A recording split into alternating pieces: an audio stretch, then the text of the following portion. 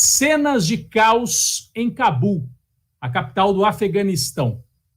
Muita gente, desde ontem, comparando estas imagens que a gente viu na capital do Afeganistão com o que aconteceu no Vietnã, nos anos 70. A fuga, né, Daiane, dos norte-americanos, aquelas imagens de diplomatas e estrangeiros tentando fugir de helicóptero do Vietnã.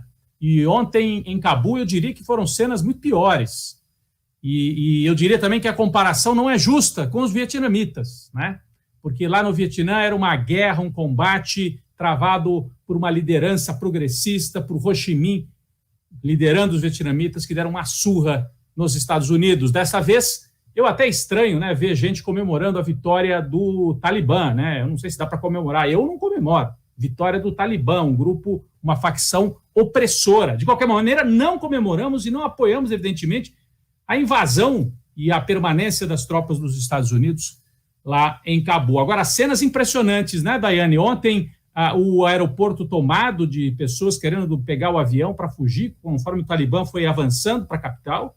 E hoje, cenas ainda piores, porque algumas pessoas se penduraram no trem de pouso, né, que, na verdade, estava levantando o voo, um avião da Força Aérea dos Estados Unidos, 2 ou 3 homens, e caíram, né? Claro, né? Se penduraram ali no trem de pouso, quando o avião tomou um pouco de altura, caíram. E outras pessoas e tiros no aeroporto, cenas impressionantes. Nós vamos daqui a pouco conversar ao vivo com o professor Reginaldo Nasser, um estudioso de relações internacionais, e está lançando um livro sobre os 20 anos de ocupação, de invasão do Afeganistão pelos Estados Unidos. Mas, Daiane, enquanto os fundamentalistas avançam lá no Afeganistão, aqui nós temos motivos também para nos preocupar com outras milícias fundamentalistas que fazem ameaças no Brasil, com essa ameaça de golpe explícito programado para o dia 7 de setembro.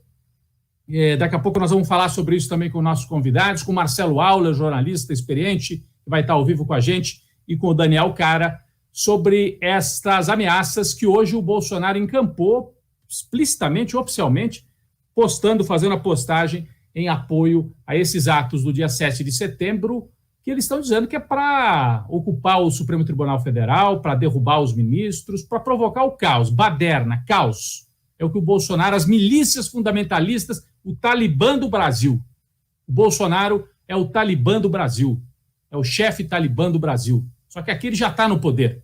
E aqui tem mais freios, né, grupos que estão tentando se contrapor ao Bolsonaro. Então, esse é o nosso cardápio de hoje, principal, né, Daiane, com os nossos convidados, trazendo essas notícias, tentando avançar um pouco mais na análise também, essa estratégia do medo.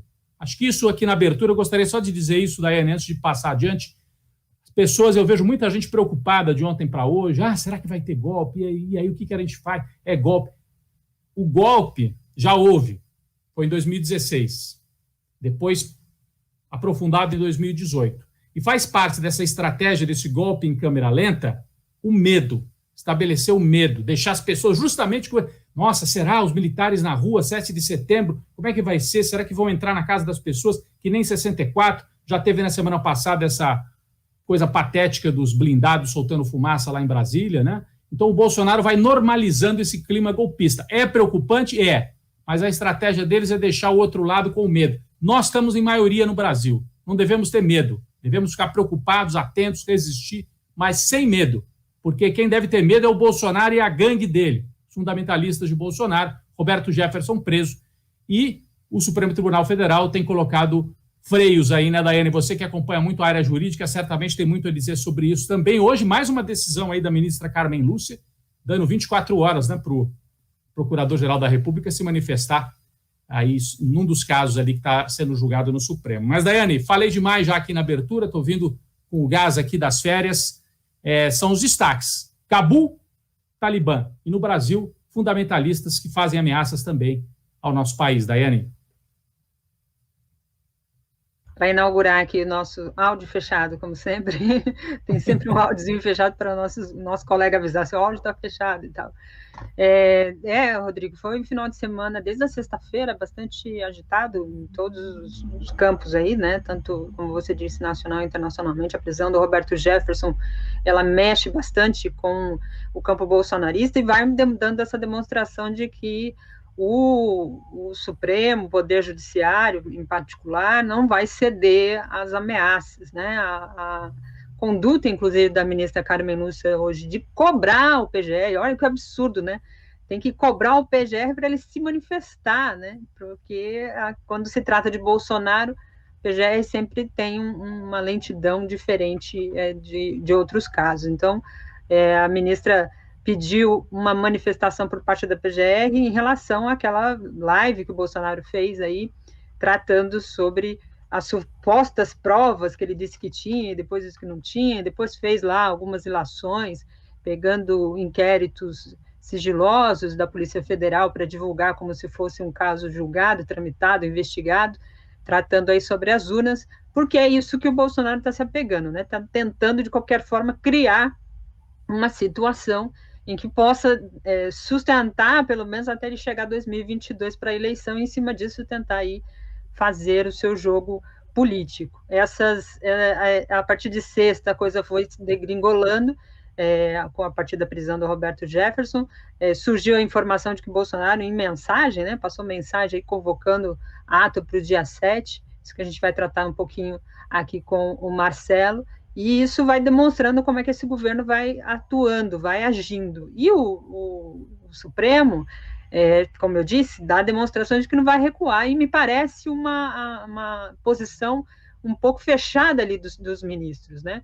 Eles estão se posicionando de forma muito cuidadosa, cautelosa, sendo muito jurídicos, né, nos autos, falando nos autos, e falando pouco à imprensa para deixar de alimentar esse gancho que o Bolsonaro tem. Então, me parece que, da parte do Supremo, a coisa não vai arrefecer, não vão aceitar mais esses ataques, essas ameaças por parte do Bolsonaro. Enquanto ele diz que vai levar lá um pedido de impeachment dos dois ministros, o Luiz Roberto Barroso e o Alexandre de Moraes, para o Senado. Rodrigo Pacheco, com toda aquela tranquilidade que lhe é peculiar, se é que tranquilidade pode ser a característica dada para o Pacheco nesse sentido, mas com toda a sua parcimônia ali em relação ao Bolsonaro, ele fez a linha de que respeita, mas o pedido vai entrar na fila dos 60 que estão lá. Assim como o Lira faz acúmulo de pedido de impeachment de Bolsonaro, o Pacheco também está fazendo lá uma pilha de pedidos de impeachment de ministros do Supremo. Então, vai criando uma situação para o Bolsonaro também difícil. E aí, se a gente for entrando, né, o André Mendonça também vai ficar difícil a situação dele lá no Senado, diante de tudo isso.